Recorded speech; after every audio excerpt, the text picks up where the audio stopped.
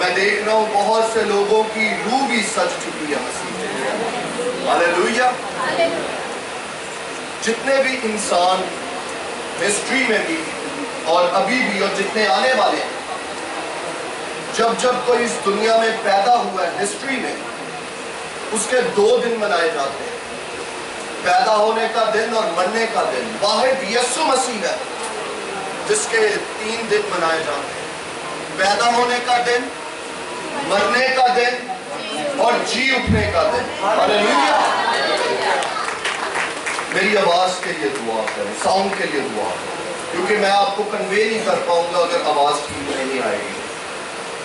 ہاللیلویا۔ رابا بابا شکھیلے بارہ سے تیرے وے، خداوند ساؤنڈ پہ تیرا گہرا مسا، چلانے والے پہ تیرا گہرا مسا لا کر مارو۔ آسمانی باپ کسی قسم کی ابلیس یا انسانی سوچ ڈسٹربنس نہ پیدا کرتا ہے، مسیحا کے نام سے، آمین آمین۔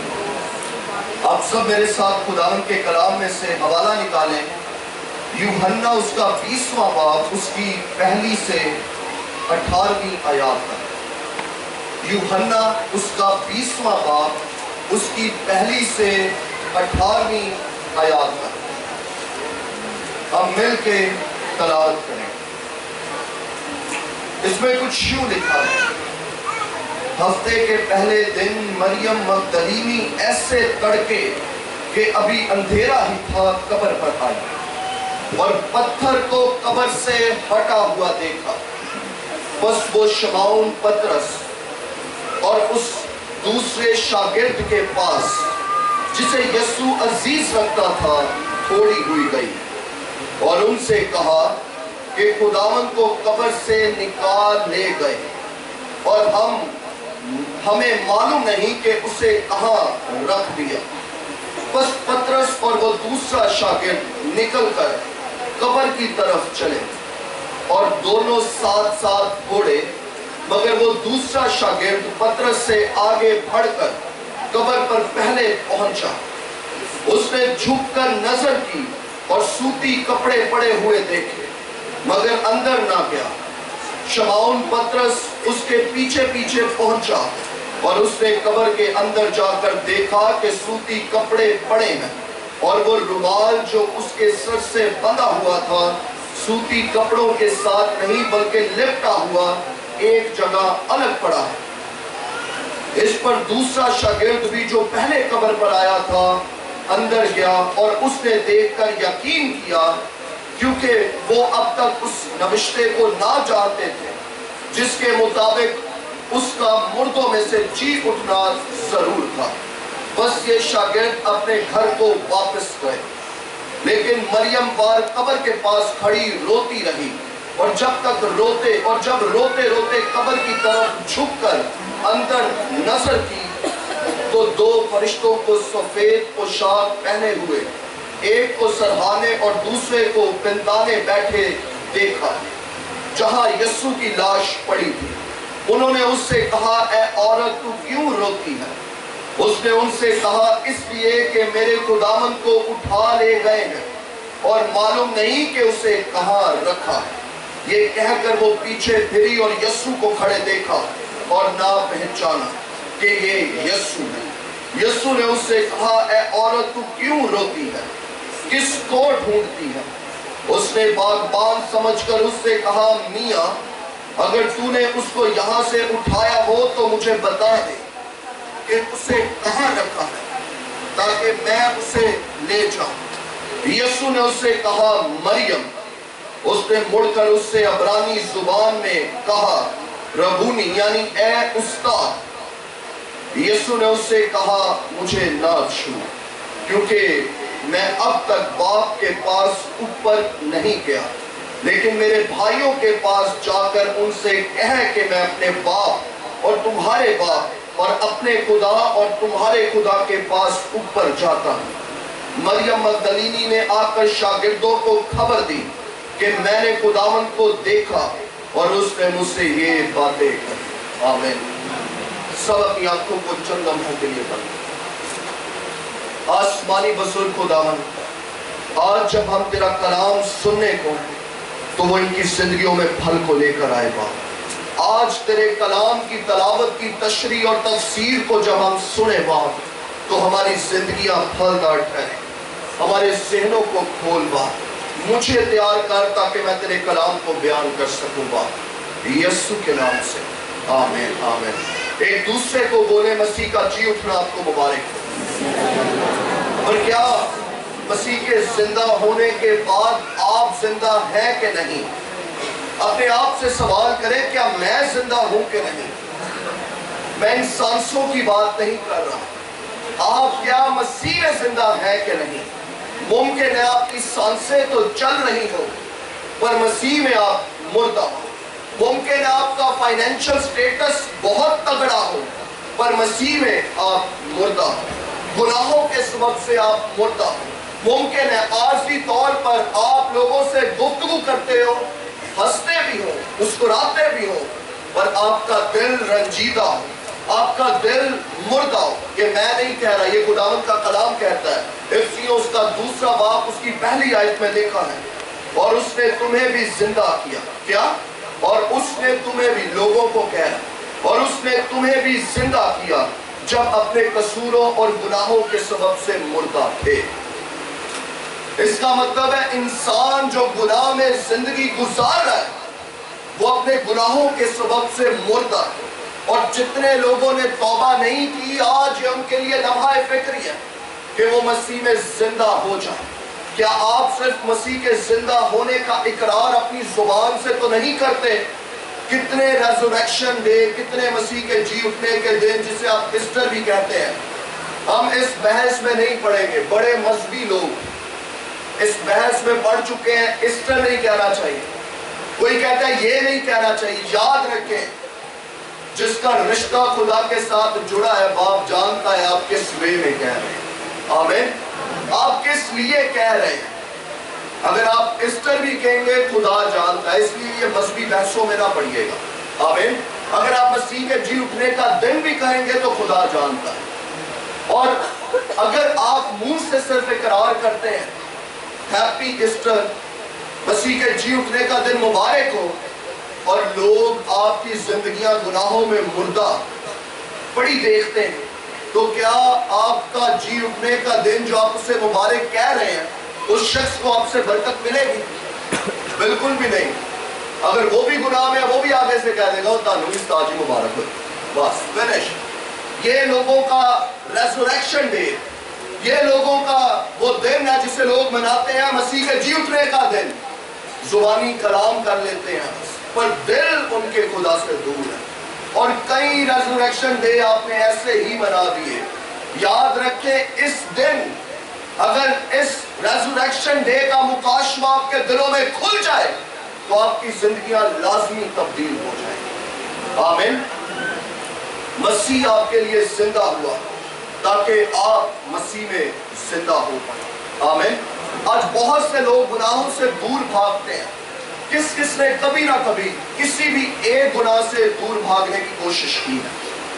میں آپ کے ہاتھ دیکھنا چاہتا ہوں، ایسا کوئی شخص نہیں بیٹھا جس نے کبھی نہ کبھی بھاگنے کی گناہ سے کوشش نہ کی ہو۔ آپ نے کبھی نہ کبھی لازمی کوشش کی ہوگی، چھوٹے پیمانے پہ، بڑے پیمانے پہ، پر یاد رکھیں آپ تب تک گناہ سے بھاگ کر راستہ بازی میں نہیں آ سکتے جب تک آپ گناہ سے بھاگ کر مسیح کی طرف نہ بھاگیں، آمین۔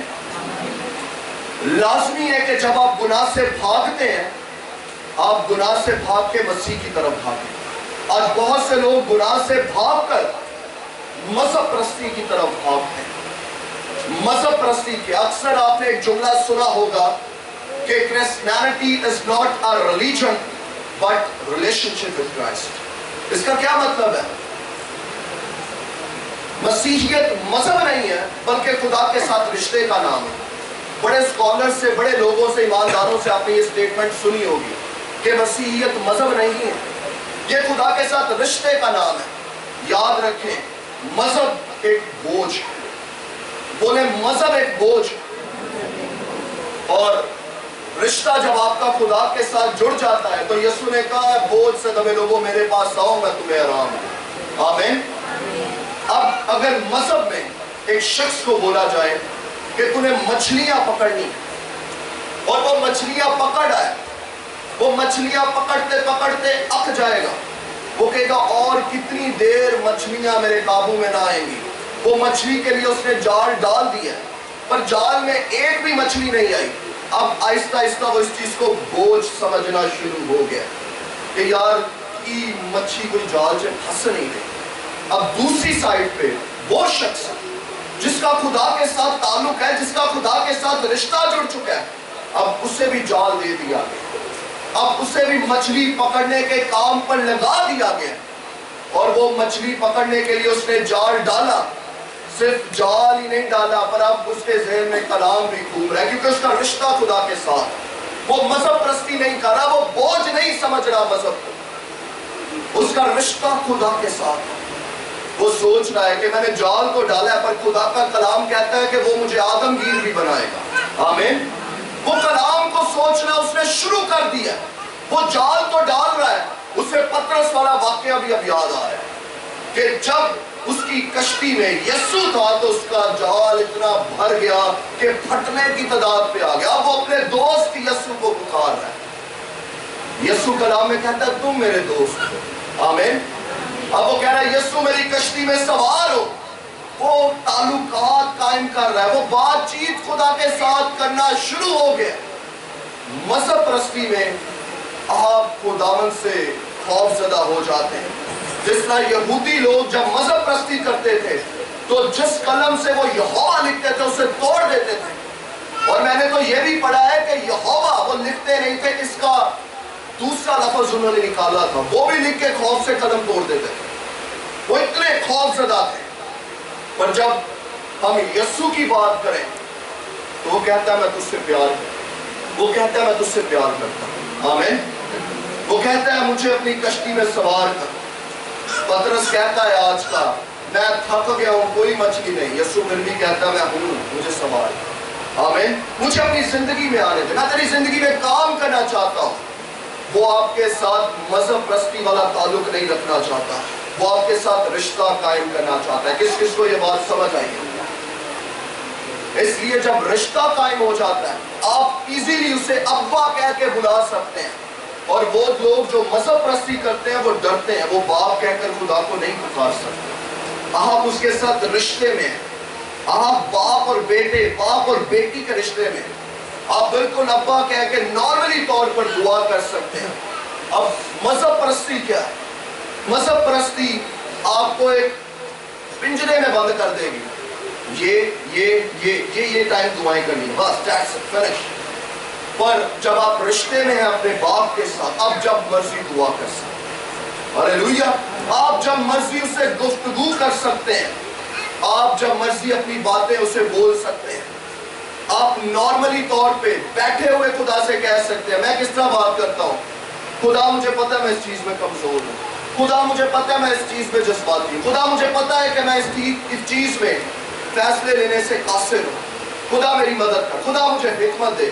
मुझे पर्सनली तौर पर जाके बैठना नहीं पड़ता एक जगह पे कि खुदा मेरी बैठ के ही सुनेगा।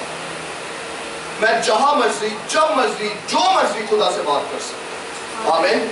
ये है खुदा के साथ ताल्लुक का नाम। आपका ताल्लुक सिर्फ एक जगह बैठने से बहाल नहीं होता, बल्कि कहीं भी आप हैं आप उसके बेटे और बेटियां रहेंगे। आमीन। अगर हम खुदावन के कलाम पर गौर करें तो आज बहुत से लोग मसीह के साथ चलते हैं। कितने लोग मसीह के साथ चलते हैं? पतरस भी मसीह के साथ चलता था, पर पतरस ने इनकार कर दिया।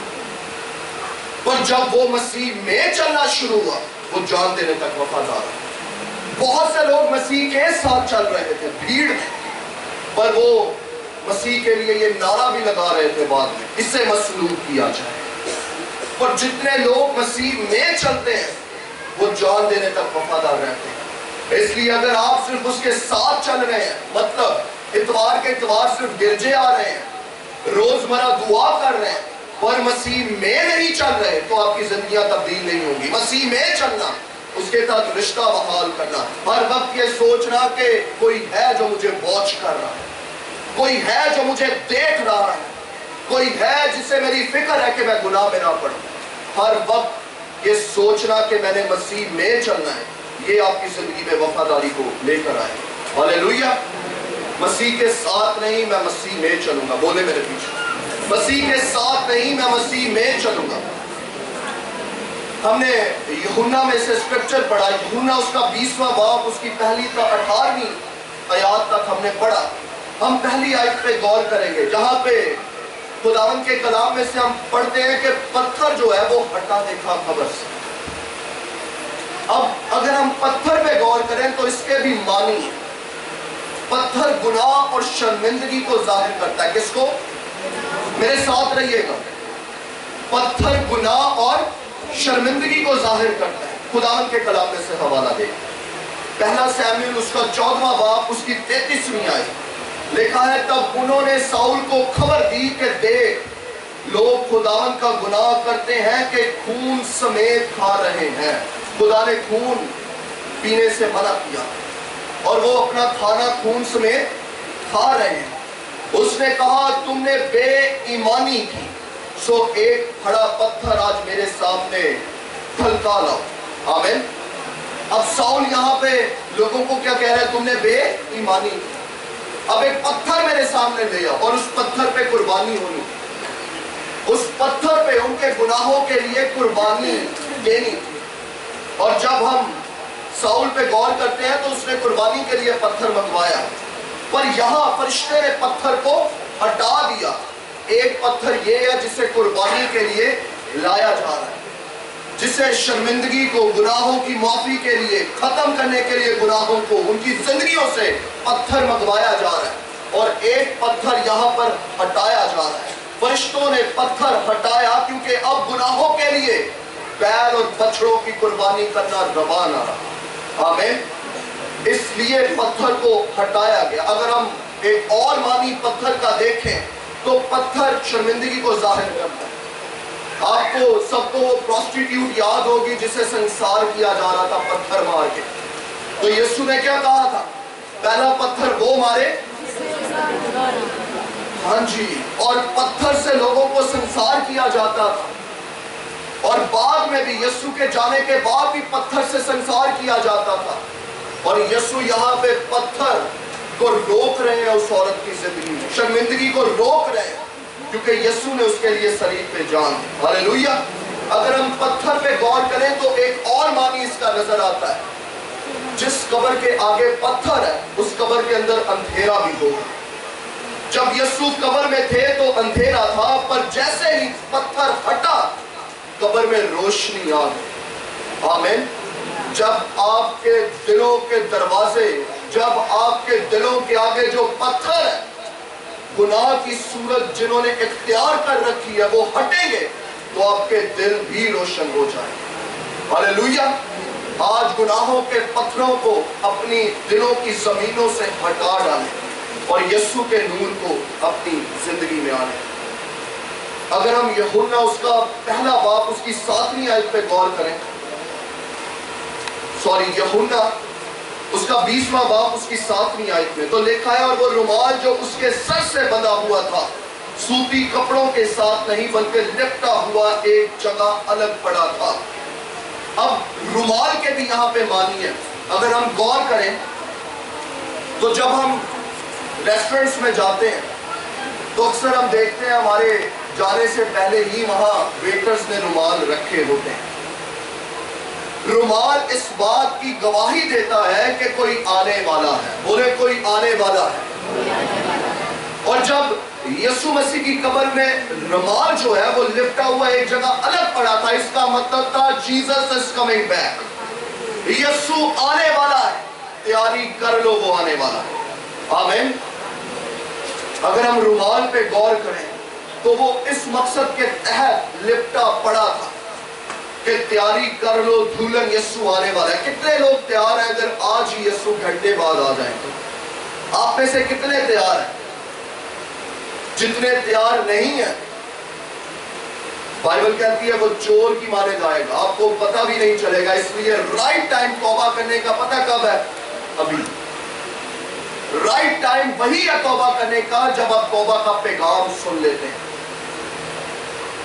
اگر ہم خداوند کے کلام پر غور کریں، یوحنا اس کا 20واں باب اس کی 17ویں آیت میں تو لکھا ہے، سیم چیپٹر میں سے میں ورسز کوٹ کر رہا ہوں، یوحنا اس کا 20واں باب، اب اس کی 17ویں آیت پہ غور کرتے ہیں۔ یسوع نے اس سے کہا، مجھے نہ چھو، کیونکہ میں اب تک باپ کے پاس اوپر نہیں گیا۔ میرے بھائیوں کے پاس جا کر ان سے کہے کہ میں اپنے باپ اور تمہارے باپ اور اپنے خدا اور تمہارے خدا کے پاس اوپر جاتا ہوں۔ آمین۔ اگر ہم اس پہ غور کریں تو مریم مگدلینی کی ڈیوٹی لگی کہ جا کے بھائیوں کو بتا کہ اب میں جی اٹھا۔ آمین۔ اب جا کے بتا۔ اگر آج ہم اس ٹیکسٹ پہ غور کریں تو اس میں سے بہت سے معنی نکلتے ہیں۔ اگر ہم اس سٹرکچر پہ غور کریں تو پہلی چیز جو ہم دیکھیں گے وہ ہے کہ پہلی گڈ نیوز جو ہے، پہلی دفعہ انجیل کی بشارت آپ سن چکے ہیں پہلے بھی، وہ عورت کے سبب سے۔ آمین۔ اور آج ہم عورتوں کو روکتے ہیں منادی کرنے کے کام سے۔ بہت سے ایسے چرچز ہیں جو عورتوں کو اس قابل نہیں سمجھتے کہ انہیں اسٹیج پر چڑھایا جائے۔ وہ پولس رسول کی بات کوٹ کرتے ہیں، عورت کو مذبے پہ نہ چڑھایا جائے۔ پر یاد رکھیں، جب بھی خدا کا کلام کسی بھی کتاب میں لوگوں سے مخاطب ہوا تو وہ ان کے کلچر کے مطابق مخاطب ہوا۔ اس وقت وہاں کی عورتیں جو تھیں ان کا کریکٹر ٹھیک نہیں تھا، اس لیے پولوس نے اسپیسیفکلی بولا کہ ان کو سٹیج پر نہ آنے دیا جائے۔ اور اگر ہم دوسری کلیسیا کو دیکھتے ہیں تو وہاں پہ وہ عورت کو انکریج کر رہا ہے کہ اس فلانی عورت نے میرے ساتھ خدمت میں بہت کام کی ہے۔ اگر ہم دیکھیں تو وہ عورت ہی تھی جس نے پولوس پہ نبوت کی کہ آگے تیرے ساتھ کیا ہونے والا ہے۔ اگر ہم دیکھیں وہ عورت ہی ہے جس نے پہلی دفعہ یسوع کی خوشخبری بتائی۔ اس لیے خدا کے کلام میں زبور میں نبوت ہے۔ زبور 68 اس کی ورس 11 میں لکھا ہے، خداوند حکم دیتا ہے کہ خوشخبری دینے والیاں فوجوں کی فوج ہیں۔ خداوند حکم دیتا ہے کہ خوشخبری دینے والیاں فوجوں کی فوج ہیں۔ ذرا یہاں پہ اسٹرینتھ دیکھیں، عورتوں کی زیادہ ہے کہ بھائیوں کی زیادہ ہے؟ ذرا ارد دیکھیں، کس کی اسٹرینتھ زیادہ ہے؟ مجھے آواز نہیں آ رہی۔ تعداد کس کی زیادہ ہے؟ عورتوں کی تعداد زیادہ ہے، کیونکہ کلام میں لکھا ہے کہ خداوند حکم دیتا ہے خوشخبری دینے والیاں فوج کی فوج ہوں۔ آپ کسی بھی عبادت کو اٹھا کے دیکھ لیں، آپ کو زیادہ کوانٹٹی جو ہے وہ عورتوں ہی کی نظر آئے گی۔ خداوند نے یہ آخری دنوں میں عورتوں کے ذریعہ بڑے تگڑے طریقے سے کام لینے۔ ہاللیلویہ۔ آپ بھی ہیں وہ جن سے خدا نبوت بھی لے گا، آپ بھی ہیں وہ جن سے خدا بڑے بڑے معجزات بھی لے گا۔ ہماری سیمنری میں ڈاکٹر لیاقت کیسر صاحب کا کس کو پتا ہے؟ وہ ہمیں پڑھا رہے تھے ٹاپک، اور اس میں انہوں نے سوال جواب کرنا شروع کیے۔ بڑی مزے کی بات ہے۔ اب ہر جواب لڑکیوں کی سائڈ سے ہاتھ کھڑا ہو کر دیا جا رہا تھا، اور وہ لڑکوں کی طرف دیکھ کے بول رہے تھے تسی کچھ نہیں دسنا۔ ہر سوال کا جواب عورتیں دے رہی تھی، اور وہ یہ بول رہے تھے کہ سٹیج تے تو تسی انہوں نے چڑھن نہیں دے دے، ایتھے تہاڈی زبان نہیں کھولتی تھی۔ مطلب عورتوں کو ہماری سیمنری میں زیادہ نالج تھا مردوں سے۔ یہ بات اس سے ریپرزینٹ ہو رہی تھی کہ عورتیں ہر بات کا جواب دے رہی تھی اور مرد خاموش بیٹھے تھے۔ تسی بائبل اسٹوڈنٹ ہو، پر وہ خاموش تھے۔ انہوں نے بڑی مزے کی بات، لڑکیوں کی طرف وہ ہاتھ بڑھا کے کہتے ہیں یہ تباہی ہے ابلیس کے لیے، اور لڑکوں کی طرف وہ ہاتھ بڑھا کے کہتے ہیں یہ تباہ ہے۔ تو شرمندگی تو ہمیں ہوئی اس بات سے، پر یہ حقیقت ہے۔ غور کریں اس بات پہ کہ بہت سے چرچز میں عورت کو کچھ سمجھا نہیں جاتا۔ تو میں خداوند کی شکر گزاری کرتا ہوں کہ آپ سٹیج پر دیکھتے ہیں کہ ہمارے یہاں پہ ہمارے ساتھ مل کے بہنیں بھی خدمت کرتی ہیں۔ اپنے لیے تالیاں بجائیں جائیں۔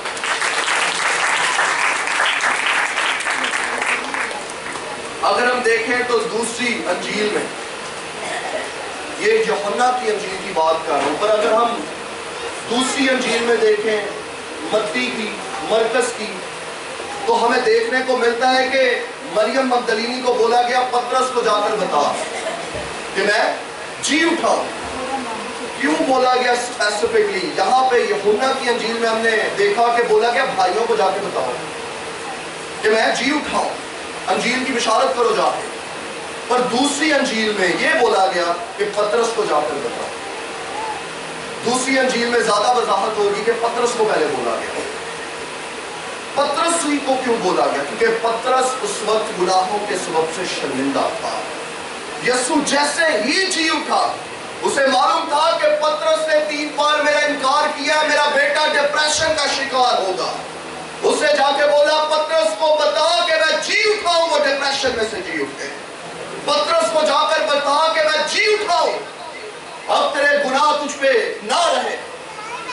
آج بہت سے لوگ پطرس کی طرح ڈپریشن میں. پطرس نے تو انکار کیا تھا، آپ نے بھی ممکن ہے بہت بار گناہ کر کے مسیح کا انکار کیا ہو اپنی زندگی سے. خداوند آج آپ کو بھی کہنا چاہتا ہے میرے بیٹوں میری بیٹیوں میں جی اٹھاؤں، اب تم بھی جی اٹھو. ان گناہوں میں اپنی زندگی مت گزارو. خداوند کے کلام میں رومیو اس کا 8واں باب اس کی 11 آیت میں لکھا ہے، اور اگر اسی کا روح تم میں بسا ہوا ہے جس نے یسوع کو مردوں میں سے جلایا، تو جس نے مسیح یسوع کو مردوں میں سے جلایا وہ تمہارے فانی بدنوں کو بھی اپنے اسی روح کے وسیلہ سے زندہ کرے گا جو تم میں بسا ہوا ہے. آمین. جس روح نے یسوع کو تیسرے دن مردوں میں سے زندہ کیا، وہی روح آج یہاں پہ موجود ہے تاکہ آپ کو بھی زندہ کرے. آپ کی زندگیوں کے ہر ایک دن میں، ہر ایک حصے میں خدا کا روح آپ کو زندہ کرنا چاہتا ہے. کس کس کو کلام کی سمجھ آ رہی ہے؟ خدا ان کے لیے تالیاں بجائیں. ایکٹیو ہو جائیں.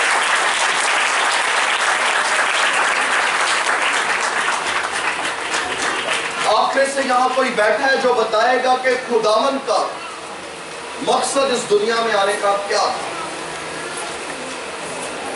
کوئی بھی ایک جملے میں. پاسٹر سے میری درخواست ہے وہ نہ بتائیے گا. کوئی بھی ایک جملے میں.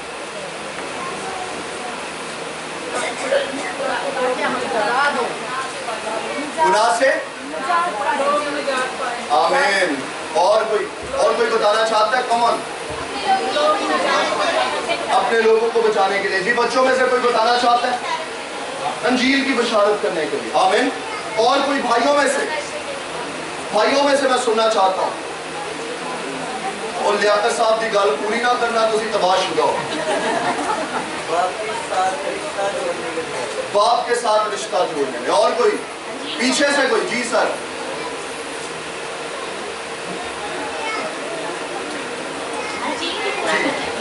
Thank you. انجیل کو پورا. جی سر.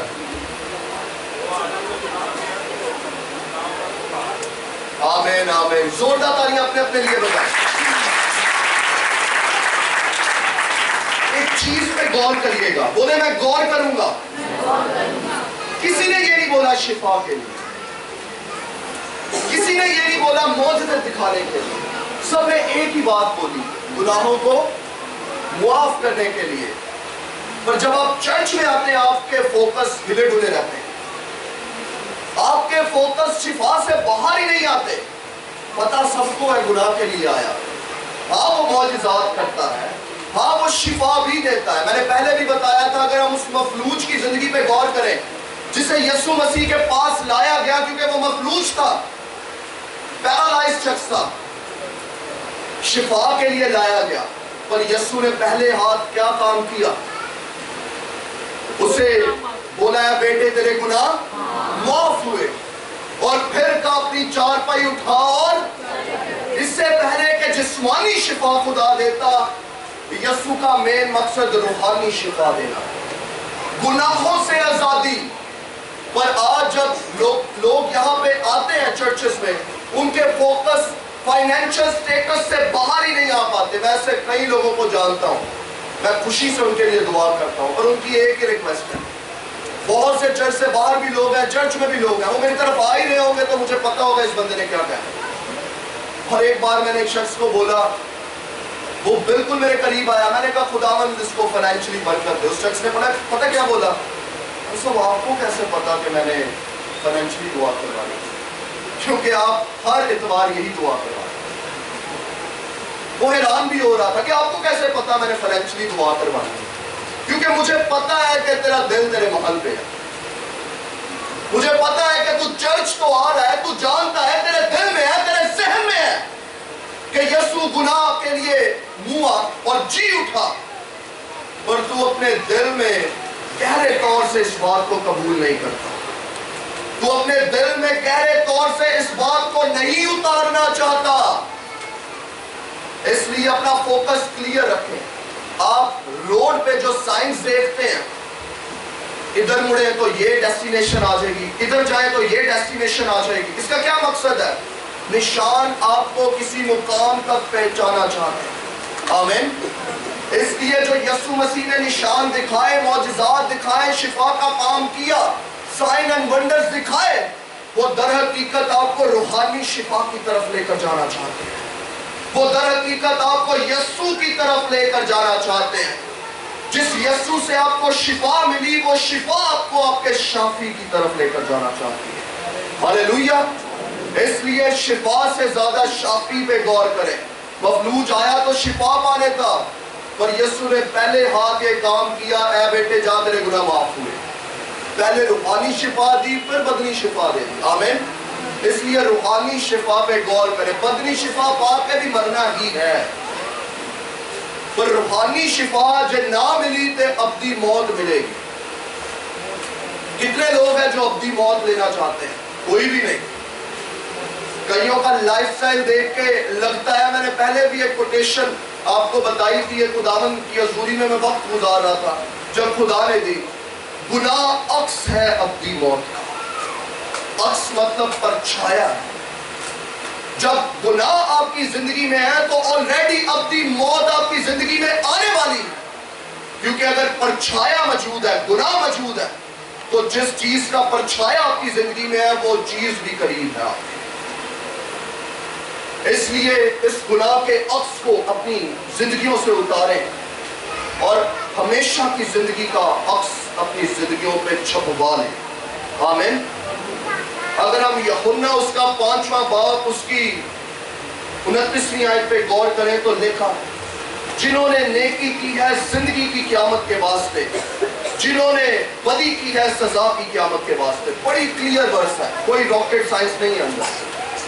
جنہوں نے نیکی کی ہے کس کی قیامت کے واسطے؟ زندگی کی قیامت۔ اگر آپ مسیح میں چلتے ہیں تو آپ ہمیشہ کی زندگی کے وارث ہوں گے۔ جنہوں نے بدی کی ہے سزا کی قیامت کے واسطے، سزا سے یسوع ہی ہے جو آپ کو بچا سکتا ہے۔ وہ موت پہ فاتح ہو کر آج کے دن جی اٹھا تھا تاکہ آپ بھی جی اٹھیں۔ ہاللیلویہ۔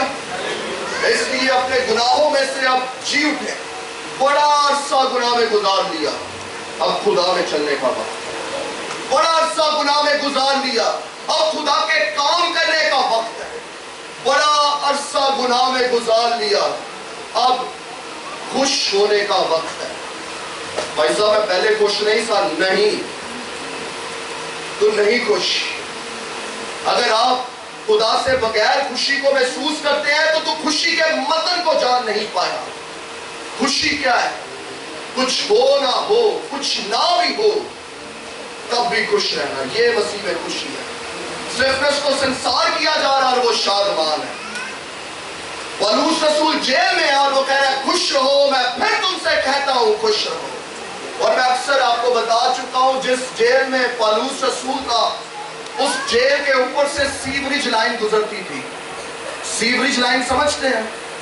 بدبو ہی بدبو تھی اس جیل میں۔ اور اس جیل میں ایک کھڑکی تھی جس سے خاص وقت روشنی آتی تھی، اور جیسے ہی وہ دن کے خاص پہر میں روشنی آتی تھی، وہ کلیسیاؤں کو خط لکھنے بیٹھ جایا کرتا۔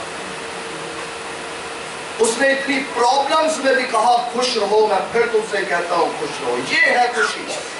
ہم نے خوشی کو جوڑ دیا جسمانی اور دنیاوی برکتوں کے ساتھ۔ جب وہ نہیں رہتی تو ہم خوش بھی نہیں رہتے۔ اصل خوشی کیا ہے؟ کچھ ہو یا نہ ہو، تب بھی ہم خداوند کی پرستش کریں۔ آج کے کلام سے خداوند آپ سب کو بڑی برکت دے۔